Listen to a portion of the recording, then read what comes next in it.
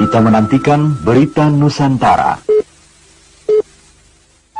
Pemerintah tengah mengkaji usulan pembubaran organisasi masyarakat yang berpotensi mengganggu keamanan. Presiden Joko Widodo melalui Kemenko Polhukam akan menyusun payung hukum yang jelas terkait usulan tersebut. Presiden Jokowi mengatakan pemerintah akan mempertimbangkan wacana pembubaran ormas-ormas yang berpotensi mengganggu keamanan nasional. Namun Jokowi tetap memperbolehkan setiap warga negara atau ormas yang ingin menyampaikan pendapat melalui aksi unjuk rasa asal mengikuti aturan dan tak mengganggu ketertiban umum. Namun Jokowi mengingatkan warga untuk melakukan hal-hal yang lebih produktif dibandingkan melakukan hal yang membuang energi.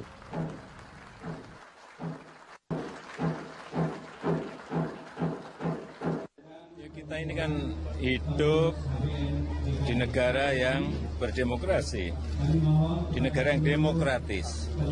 Silahkan menyampaikan pendapat, silahkan yang ingin demo. Tapi kan ada aturan-aturannya yang harus diikuti.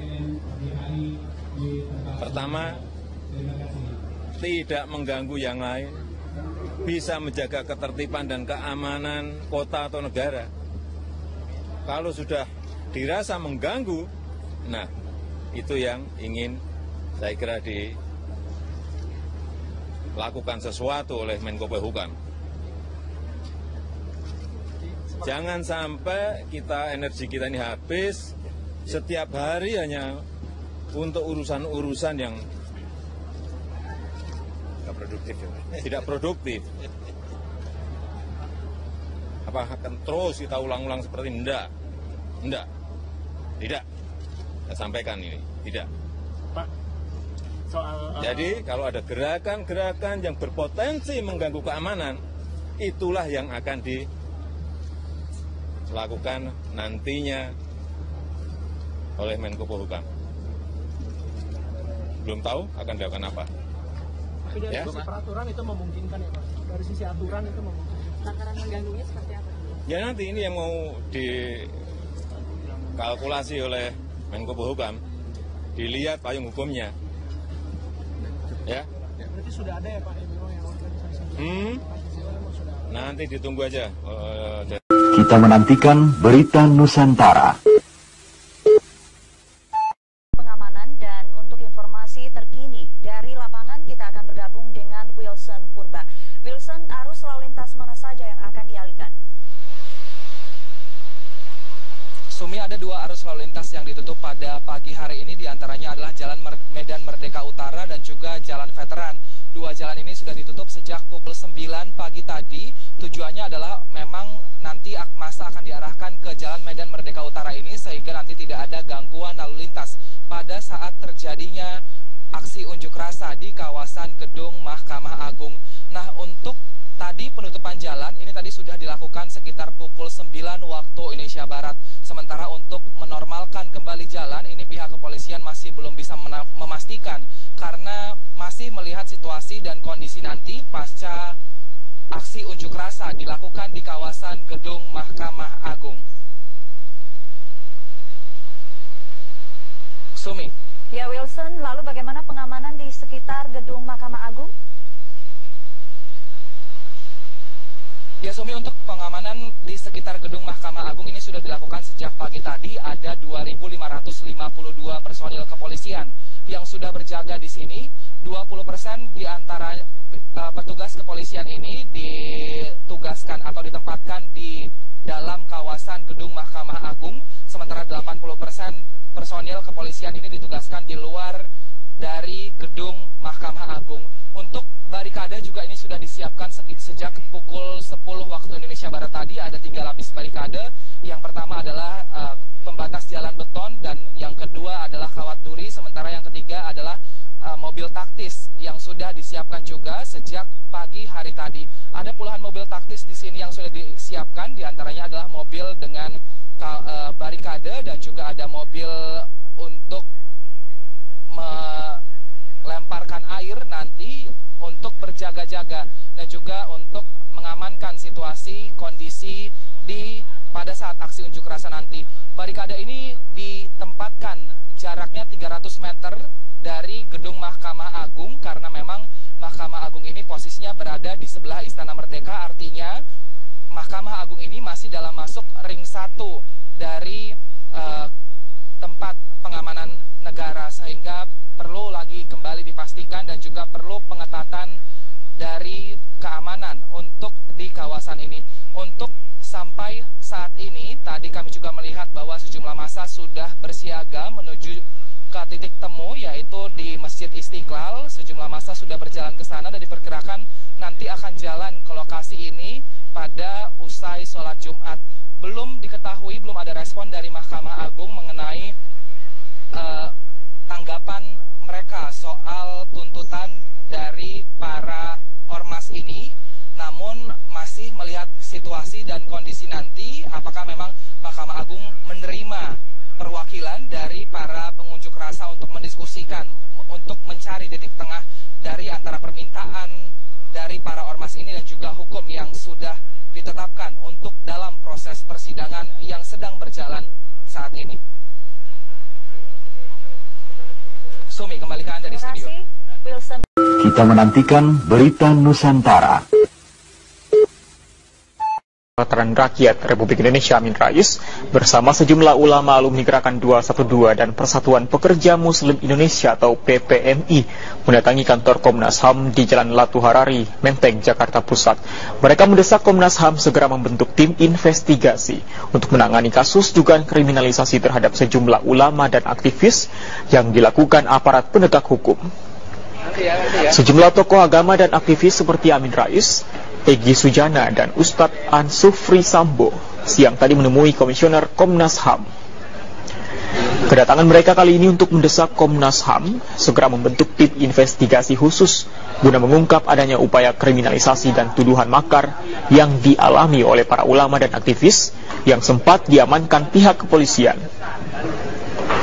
Mantan Ketua MPR RI juga meminta Komnas HAM melalui DPR segera memanggil Presiden Joko Widodo untuk didengar keterangannya terkait perkembangan kasus yang hingga saat ini tidak jelas penyelesaiannya. Menanggapi permintaan tersebut, Komisioner Komnas HAM Natalius Pigai berjanji akan segera membentuk tim khusus. Rencananya para alumni Gerakan Aksi 212 akan kembali mendatangi Komnas HAM hari Selasa mendatang untuk memberikan bukti atas kasus dugaan kriminalisasi yang dialami aktivis dan ulama. Bukan hanya ulama, aktivis itu Mas Bintang, Mbak Rahmawati, dan lain-lain. Mas Bintang itu cuma kirim surat kepada MPR. Mungkinkah untuk di-impeach terbuka, ya? Bagaimana kriminalisasi ditahan dan tidak ada sempurnanya. Influencer ditahan, tidak ada sempurnanya. Ini apa-apaan, ya? Jadi ini sebuah perkembangan negeri kita yang amat sangat membahayakan. Jadi kita harus mengatakan investigasi yang menyetop. Nah, jadi saya masih ada sedikit kepercayaan Bung Jokowi bukan sadar, ya, tidak dikerumuni orang-orang yang hanya asal presiden senang, ya, lama-lama nanti makin sungkur. Jadi Bung Jokowi tolong Anda kembali jadi Jokowi yang asli. Dan langsung kepada komisioner yang lain untuk membentuk tim investigasi di Komnas HAM. Saya kira urgensitas pembentukan tim investigasi itu penting karena untuk memastikan adanya keadilan bagi mereka yang menjadi korban dan kepastian hukum bagi negara. Kemudian sejumlah ulama didampingi tim pengacara Muslim melaporkan kriminalisasi terhadap ulama ke Komnas HAM. Kita segera bergabung dengan rekan Priscilla Siregar di sana. Selamat siang. Sila, silakan dengan laporan Anda. Fandi, melanjutkan proses pelaporan yang dilakukan oleh tim pengacara Muslim kepada pihak Komnas HAM pada minggu lalu, tepatnya hari Jumat 28 April 2017. Hari ini tim pengacara Muslim kembali hadir di kantor Komnas HAM yang terletak di Jakarta Pusat untuk melakukan pengaduan akan adanya kriminalisasi para tokoh ulama dan juga para tokoh umat Islam yang kerap kali terjadi di beberapa aksi. Misalnya dari aksi kasus Makar 212 ataupun kasus Makar 313 di mana para ulama maupun tokoh ditangkap pada saat sedang melakukan aksi damai yang sedang berlangsung. Dan tadi juga dari tim pelapor hadir Ustadz Zambo dan juga Ahmad Medan, dan mereka mengatakan bahwa tidak ada satu kata pun yang terdapat di undang-undang mengenai kata makar. Dan mereka menilai bahwa jikalau memang ada, hal tersebut bukanlah berdasarkan dokumen yang resmi. Dari sini tim pelapor meminta dua hal terhadap Komnas HAM, yaitu yang pertama adalah meminta pada pihak Komnas HAM untuk membuat tim investigasi yang bersifat independen yang dinamakan TGPF, yaitu Tim Gabungan Pencari Fakta, untuk menyelidiki kasus makar ini. Dan juga yang kedua adalah meminta surat rekomendasi dari Presiden Republik Indonesia, yaitu Joko Widodo, untuk langsung memberikan atau membentuk tim investigasi yang bersifat independen ini. Adapun mereka tim pelapor diterima oleh pihak Komnas HAM sebanyak 4 orang, yaitu dari pihak Komisioner Komnas HAM terdiri dari 3 orang, yaitu Bapak Nasution, Ibu Siana, dan juga Hafid Abbas. Dan juga untuk dari Ketua Komnas HAM hadir juga Pak Pigai yang menanggapi akan pelaporan dan juga pemberian bukti-bukti ataupun data untuk penguatan pelaporan hari ini. Dan perlu diketahui, Fandi, bahwa menurut info yang saya dapat tadi, usai dari pelaporan ini, jikalau memang memungkinkan dan diperlukan, pihak dari tim pelapor akan pergi ke Mekah untuk menemui Habib Rizik, untuk mewawancarai Habib Rizik terkait kasus makar ini dan sebagai saksi kunci. Dan jikalau memang pelaporan yang mereka lakukan ini tidak ditindaklanjuti oleh pihak Komnas HAM, maka mereka akan pergi ke Den Haag untuk melaporkannya ke pihak Komnas HAM internasional. Dan perlu diketahui juga bahwa Komnas HAM tadi juga sudah mengatakan bahwa akan melakukan beberapa langkah terkait untuk menanggapi adanya pelaporan ini. Yang pertama adalah meminta keterangan dari beberapa pihak terkait kasus makar, lalu melakukan pemantauan khusus terhadap kasus ini, serta yang ketiga adalah mengusut dan melakukan pengusutan tentang makar ini. Dan hingga detik ini, Fandi, proses pengaduan dan pelaporan masih terus berlangsung di ruang pengaduan Komnas HAM yang terletak di Jakarta Pusat. Kembali ke studio, Fandi. Baik, terima kasih Sila untuk laporan Anda. Selamat bertugas kembali. Pemirsa Priscila, Pemirsa, jika kita melihat bahwa ada laporan yang masuk sebetulnya Komisi Kejaksaan dalam proses persidangan yang sedang berlangsung, tidakkah seharusnya dimaknai dalam bentuk bahwa ya sudah, ini ada kritik tanpa sebetulnya harus berusaha melakukan unjuk rasa kembali?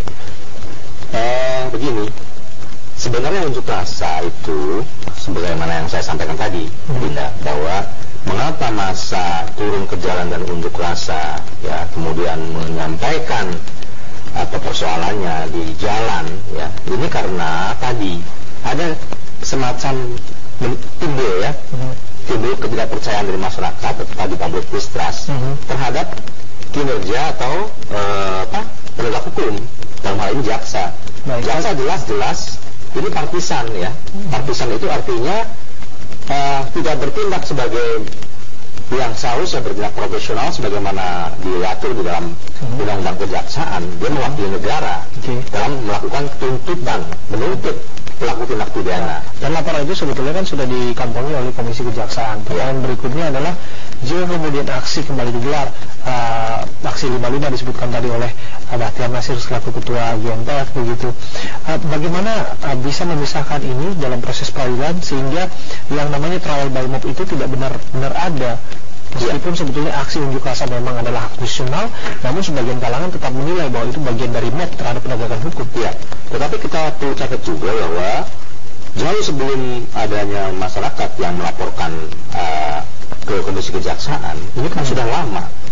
Harusnya Komisi Kejaksaan itu juga aware atau care dengan perilaku jaksa yang diduga, ya, telah bertindak partisan, tidak menegakkan hukum dalam politik, dalam kerangka politik hukum, yaitu menegakkan peradilan pidana yang tidak terintervensi oleh kekuatan apapun. Nah, ini kan ternyata, ya, dengan kasar dapat kita lihat dengan kasat mata bahwa jaksa telah melakukan politik partisan, ya kan?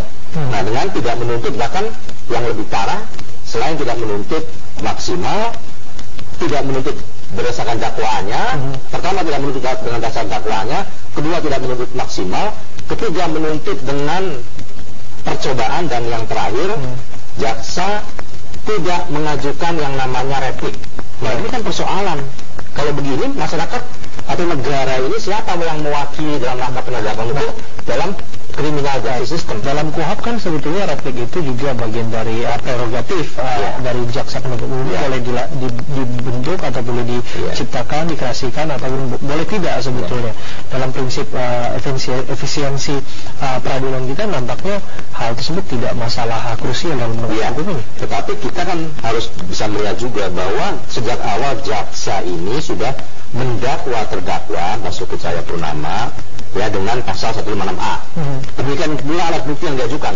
Semua ahli agama, ya toh, ahli bahasa, ahli tafsir, ya, bahkan forensik, ya, digital forensik, semua diarahkan kepada bagaimana membuktikan dakwaan dengan pasal 156A. Ternyata jaksa kemudian tidak dapat membuktikan, tapi yang dibuktikan adalah pasal 156. Nah, ini kan persoalan, sehingga tadi sangat jelas kalau jaksa tidak menggunakan haknya, itu kan ada sesuatu. Sesuatu apa? Adalah keraguan. Kenapa? Dia masih ragu karena dari awal dia mendakwa dengan pasal 156A, tiba-tiba dia ini diarahkan. Yang disampaikan dari Mokortono adalah bahwa apa yang disampaikan oleh terdakwa dan juga kuasa hukumnya dalam pembelaan mereka, dalam nota pembelaan mereka tidak jauh berbeda dengan eksepsi, sehingga tidak harus melahirkan yang namanya replik gitu. Tidak mungkin di negara ini tidak pernah terjadi dalam kasus peradilan pidana seorang jaksa yang telah mendakwa dengan pasal 156A kemudian lari dengan pasal 156. Karena jaksa dalam rangka menuntut seseorang harus berdasarkan fakta. Faktanya apa di persidangan? Yaitu dengan bukti, dengan saksi, dengan ahli. Ini fakta di persidangan, dengan bukti-bukti lain. Nah, tidak pernah satupun dibuktikan atau di dalam persidangan Pak Basuki dengan pasal 156. Sama sekali tidak pernah. Nah, kemudian jaksa yakin dengan pembuktiannya pasal 156. Ini persoalan. Nah, inilah yang kemudian menimbulkan publisitas. Ini berbahaya. Nah, ini coba lihat bagaimana peran jaksa yang seharusnya dilakukan. Ya, dia adalah wakil negara dalam paradigma criminal justice system, mewakili negara untuk menuntut sesuai dengan Undang-Undang 16 tahun 2004. Baik, tentang Kejaksaan Agung. Anda sebutkan soal criminal justice system, saya harus mengingatkan soal keadilan. Anda melihat bahwa tuntutan itu mencederai keadilan? Sangat mencederai. Sangat mencederai. Keadilan bagi siapa? Kalau tidak mencederai, tidak mungkin ada gesekan-gesekan masyarakat, atau tidak mungkin ada masyarakat umat yang turun ke jalan. Semua reaksi yang timbul ini adalah cermin dari kebobrokan yang ditampilkan oleh aparatur penegak hukum. Dalam hal kasus jaksa Pak Basuki Cahayapurnama ini adalah yang ditampilkan oleh jaksa. Jaksa mempertontonkan kepada masyarakat tindakan-tindakan yang tadi, ya, yang tidak mencerminkan profesionalisme jaksa, yang tidak mencerminkan jaksa sebagai wakil negara dalam paradigma criminal justice system. Dan ini mengganggu, mengusik, serta mencederai perasaan keadilan masyarakat. Nampaknya sikap itu memang menjadi pedoman bagi Anda, mengingat Anda juga di MUI yang sudah mengeluarkan sikap dan pandangan keagamaan. Berbicara soal keadilan, barangkali memang ada yang merasa tidak adil begitu, namun bagaimana keadilan bagi seorang terdakwa dan juga opini dan persepsi lain yang menganggap bahwa sebetulnya Pak Ahok itu tidak menodaikan agama. Betul. Berdasarkan apa yang sudah kita saksikan di muka persidangan, pada kenyataannya juga bahwa ada pihak-pihak dan ahli agama yang juga menyatakan bahwa beliau tidak terbukti menistakan agama. Pak Ahok, saya katakan di berbagai media, tidak pernah menyudutkan atau tidak pernah memusuhi satu golongan, golongan apapun. Saya keberatan kalau Pak Ahok dituduh dengan melakukan penistaan atau pemusuhan terhadap satu golongan tertentu, karena Pak Ahok tidak pernah melakukan itu. Itu sebagaimana diatur pasal 156, yaitu tentang golongan. Pak Ahok tidak pernah melakukan itu. Nah, tetapi perlu diingat bahwa kembali lagi, dakwaan jaksa sejak awal adalah menggunakan pasal 156A. Oleh karenanya kita mesti ingat bahwa saksi-saksi yang diajukan, baik Kiai Ma'ruf Amin, ya, saksi ahli agama yang lain, kemudian saksi dari Muhammadiyah, saksi dari PBNU, semua menyatakan bahwa Pak Basuki Cahayapurnama telah melakukan penghinaan terhadap agama dan penghinaan terhadap ulama. Ditambah lagi dengan kesaksian yang disampaikan oleh Kiai Miftahul Akhyar dari PBNU yang menyampaikan bahwa dalam persidangan ya, bahwa di samping Pak Basuki Cahayapurnama telah menistakan agama dan menghinakan ulama adalah menyesatkan umat. Nah, ini artinya sudah cukup jelas. Karena apa? Lembaga yang namanya MUI, lembaga yang namanya NU, lembaga yang namanya PP Muhammadiyah itu lembaga keagamaan yang kredibel. Bahkan untuk sebuah perayaan Hari Raya Idul Fitri, pemerintah itu mendengar apa yang disampaikan oleh NU, apa yang disampaikan oleh NU dan Muhammadiyah, MUI juga. Nah, jadi kalau hari ini kemudian jaksa tidak menggunakan referensi atau pandangan pendapat keagamaan yang disampaikan MUI, PBNU dan PP Muhammadiyah, artinya bahwa jaksa telah mendelegitimasi ya lembaga keagamaan yang dinilai kredibel. Nanti ini nggak sesuai dengan peran jaksa. Baik, namun berbicara masalah pandangan dan sikap keagamaan, Anda sudah sebutkan tadi ahli bahkan saksi yang memberatkan terdakwa, ada edu charge yang meringankan, termasuk dari MUI juga, dari NU juga, sebetulnya meskipun dirinya mengaku personal, Kiai Haji Ahmad Isomudin yang mengatakan sebetulnya bahwa tidak harusnya ada tabayun dan ada proses-proses yang harus dilakukan di sana begitu. Kami akan kembali untuk Anda saat lagi.